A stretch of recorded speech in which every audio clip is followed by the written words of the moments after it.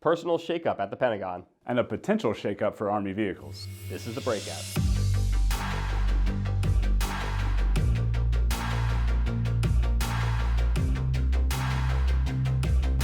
I'm Aaron Mehta. And I'm Lee Farron.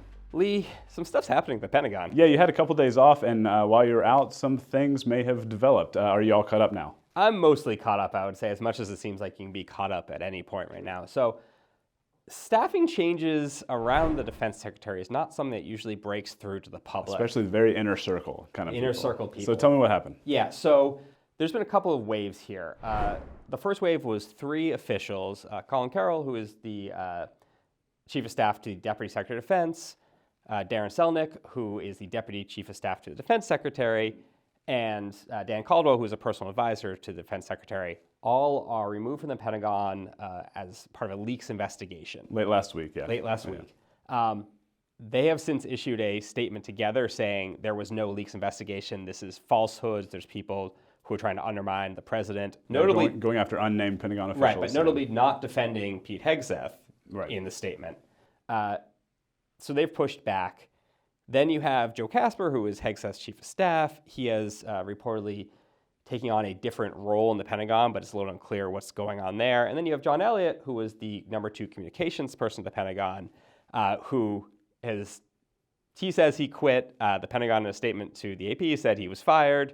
And he, over the weekend, did an op-ed for Politico. Quite a broadside. Quite the broadside, directly aiming at Hegseth's head. Yes, saying that he doesn't expect him to last long in the job after all this chaos. I mean, it was really pointed. Yeah, it's not something you usually see. And we should say this comes as outlets have reported that Hegseth had a second signal chat where he discussed the Yemen operation. You might recall from a couple of weeks ago, we talked about this.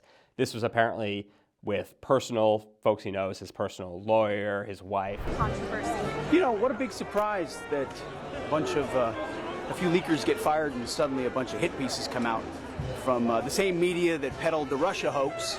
And again, the Pentagon said that no classified information was shared. That argument has always been met with a lot of resistance from national security experts and whatnot, because a lot of it seems very specific. Yeah. So there's a lot going on. What really strikes me is the fact that, particularly Caldwell and Selnick, these are guys who were personally tied to Hegseth. They go back years to when they worked in a veterans group together.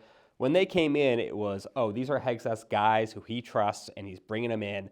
The fact that we're 3 months in and they're gone is just pretty shocking to me, to be honest. Sure, and I was going to ask, because you've been covering this a lot longer than I have, the Pentagon in general.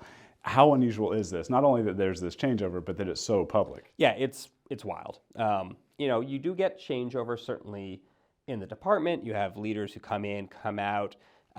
Usually at the confirmation level is what you see people kind of shifting. And, we did see certainly at the end of the first Trump administration, there's a lot more of this churn and kind of, backstabbing, front stabbing going on.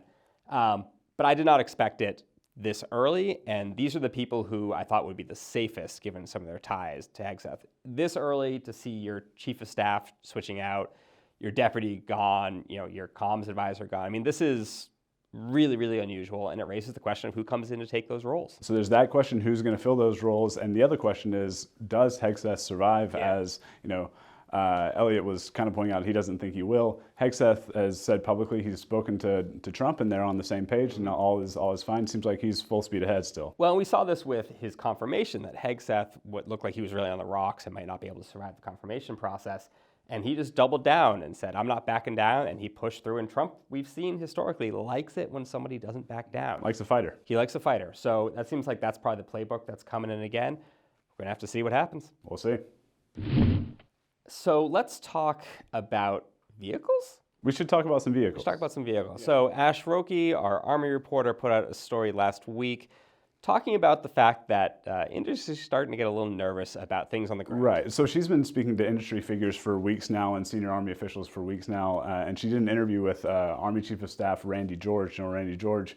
And he wasn't specific, but he said the Army is basically taking a look at pretty much everything they buy, and big changes could be coming down the pike. This has especially been concerning for some industry figures who are involved in ground vehicles. Some of these major projects that they are anticipating could be on the cutting block. Yeah, and we've seen with George that when he came in, one of the first things he did was to cancel FARA, which is a major helicopter program, and say, we're just not doing this. This doesn't make sense anymore. And a lot of the vehicle programs that are currently going with the Army are vehicle programs that have been underway for a while, and they fit into that kind of legacy thing. And certainly we've seen Hegseth give an order, they want to find 8% reinvestment money among the budget plans. So there's a reason to be concerned about churn. What did Ash hear from industry specifically? Well, so, I mean, a lot of it is their open questions. Like so many other things going on in the Pentagon right now with this reevaluation of needs, they're just open questions. One industry source told her that, they wish they had a crystal ball. One issue is also, John Ferrari, an analyst over at AEI, said it's unclear also what the budget will be. And therefore, if you don't know what the budget is, then it's hard to know how endangered these programs are. If there's $1 trillion Pentagon budget, how much of that goes to the Army? How much of that does the Army spend on ground vehicles? Yeah. So there's just a lot of big open questions that have left the industry a bit on edge, but right now they're just kind of going ahead as usual because there's no information about to change. They kind of don't have a choice to do anything but keep going because you don't want to decide to stop working on a program that doesn't get canceled. Right, so everybody's kind of in a wait and see mode to see what's going to happen, and Ash is going to be all over it. So any new developments, breakingdefense.com is the place to go. All right, after the break, we're going to let you know about the next big industry event. Modern day Marine. That's the one. That's the one. That's the one. At Leonardo DRS, our agility helps bring the ability to dominate in any scenario, on any platform, helping our warfighters accomplish the mission and get home safely. Leonardo DRS, our agility, your advantage. So we talked a little bit about ground vehicles. A couple years ago, the Marines actually took a look, made some major changes, scrapped a bunch of what they had on the ground. Expect to hear a lot more about how that's going at this week's Modern Day Marine Conference. Right, that's a conference next week downtown in D.C. Ashley Roque and Justin Katz will be there leading the coverage for us. Curious to see if ground vehicles come up a lot, see what the themes are coming out of this year. We'll have the latest at breakingdefense.com. And if you see Justin, you have to tell him, what was it? Ahoy. Ahoy. You got to tell him ahoy if you see him. He loves it. All right, and of course, we'll be back next week with a new video. To make sure you get that directly, like and subscribe.